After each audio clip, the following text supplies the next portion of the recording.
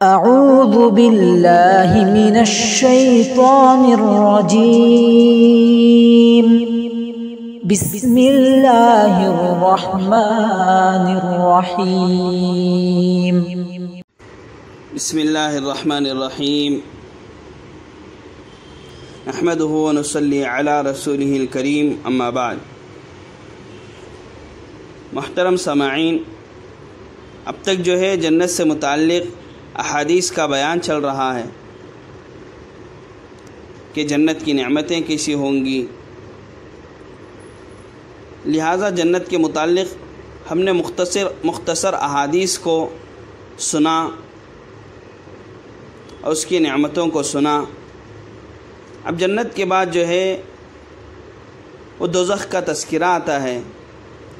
جنت صرف اور صرف راحت کی جگہ ہے، تو دوزخ جو ہے اس کے مقابل ہے کہ دوزخ صرف اور صرف تکلیف کی جگہ ہے. جنت میں ہم کسی تکلیف کا خیال بھی نہیں کر سکیں گے، اور دوزخ میں کسی قسم کی راحت کا خیال نہیں.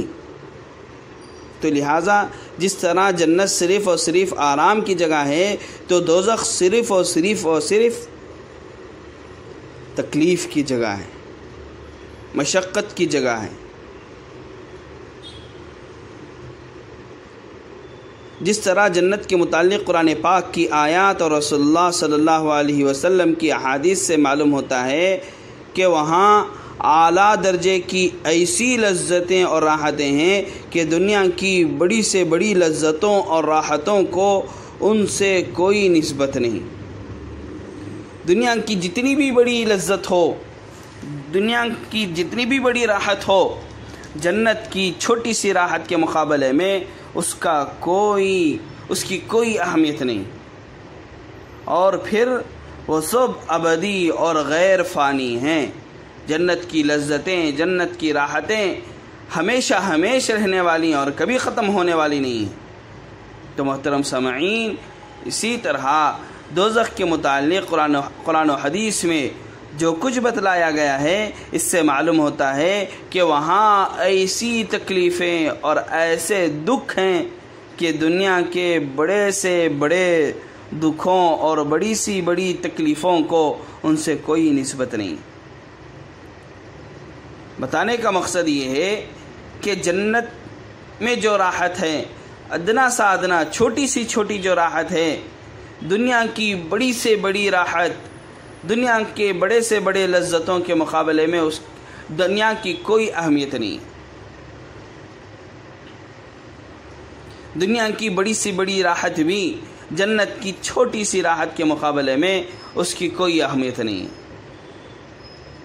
ٹھیک اسی طرح دنیا کے جتنے بھی بڑے تکالیف ہیں، دنیا کی جتنی بھی بڑی تکلیف ہے، دنیا کی جتنی بھی بڑی مشقت ہے، دنیا کی جتنی بھی بڑے دکھ ہیں، لیکن دوزخ کے چھوٹے سے چھوٹے تکلیف کے مقابلے میں یہ دنیا کی تکلیف ہم کو چھوٹی، مختصر، کم نظر آئے گی. بلکہ واقعہ یہ ہے کہ قرآن و حدیث کے الفاظ سے جنت کی عیش و راحت اور دوزخ کے دکھ اور عذاب کا جو تصور اور جو نقشہ ہمارے ذہنوں میں قائم ہوتا ہے، وہ بھی اصل حقیقت سے بہت ناقص اور کمتر ہے. اور یہ اس لیے کہ ہماری زبان کے سارے الفاظ ہماری اسی دنیا کی چیزوں کے لیے وضع کیے گئے ہیں. مثلا سیب یا انگور کے لفظوں سے ہمارا ذہن بس اسی قسم کے سیبوں اور انگوروں کی طرف جا سکتا ہے جن کو ہم نے دیکھا اور چکھا ہے.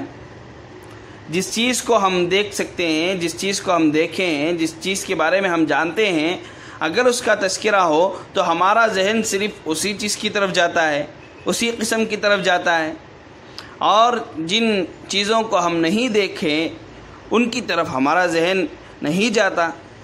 تو جنت کی نعمتوں میں سے اس کے کھانے پینے کی چیزوں کا جب تذکرہ ہوتا ہے تو ہمارا ذہن دنیا کی کھانے پینے کی چیزوں ہی کی طرف جاتا ہے کہ دنیا میں جس طرح سیب ہیں، انگور ہیں، جنت میں بھی اسی طرح ہوں گے. لیکن جنت کے سیب، جنت کے انگوروں کی اصل حق ہم نہیں جانتے.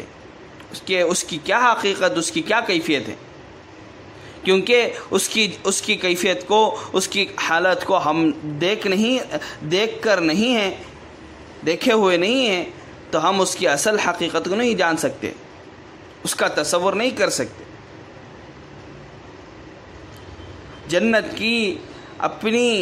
جنت کے سیبوں اور انگور جو ہے دنیا کے سیبوں سے ہزاروں درجہ زیادہ بڑے ہوئے ہیں،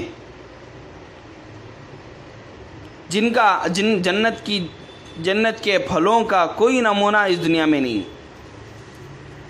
تو لہذا جس طرح جنت کی نعمتوں کا کوئی نمونہ اس دنیا میں نہیں ہے، تو ٹھیک اسی طرح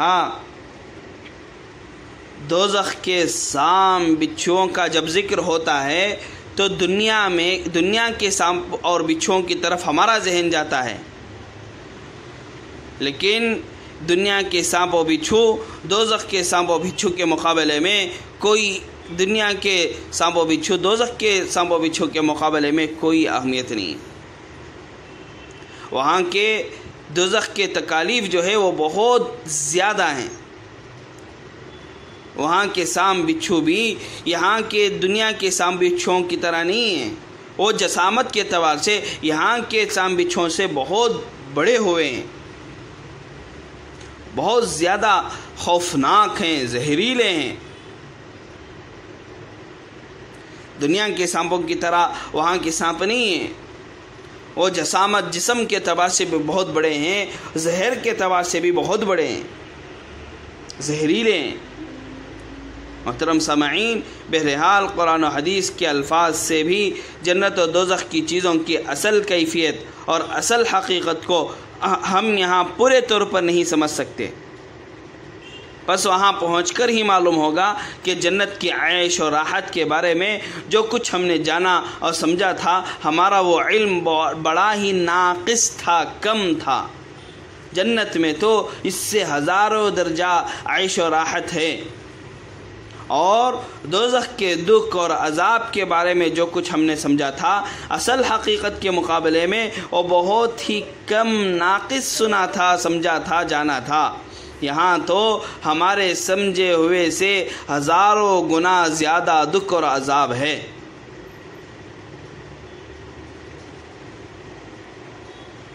اور جیسا کہ اس سے پہلے جنت کے بیان میں بتلایا جا چکا ہے، دوزخ اور جنت کے متعلق جو کچھ قرآن و حدیث میں بیان فرمایا گیا ہے اس کا یہ مقصد ہے ہی نہیں کہ جو کچھ وہاں پر پیش آنے والا ہے اس کو ہم یہاں پوری طرح سمجھ لیں اور جان لیں اور وہاں کے حالات کا نقشہ صحیح طور پر ہمارے سامنے آ جائے. نہیں، بلکہ اس بیان کا اصل مقصد جنت کا شوق اور دوزخ کا خوف دلا کر اللہ کی رضا والی اور دوزخ سے بچا کر جنت میں پہنچانے والی زندگی پر اللہ کے بندوں کو آمادہ کرنا ہے. جنت و جہنم کا تذکرہ صرف اس کو جاننے کے لیے نہیں ہے، بلکہ جنت و دوزخ کا تذکرہ اس لیے ہوتا ہے تاکہ جنت کے شوق سے اللہ کی عبادتوں میں مشغول ہو جائے اور دوزخ کے خوف سے اللہ کی صحیح معنی میں بندگی شروع کر دے.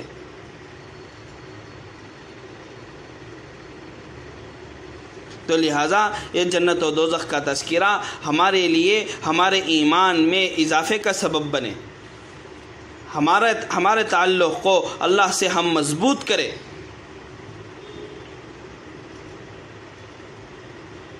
تو لہٰذا اللہ تبارک و تعالیٰ سے دعا ہے کہ اللہ تعالیٰ ہم سب کو جو ہے دوزخ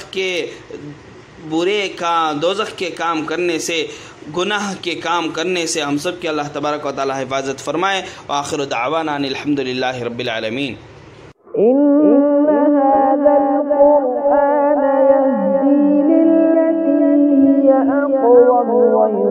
ويبشر المؤمنين الذين يعملون الصالحات أن لهم أجرا كبيرا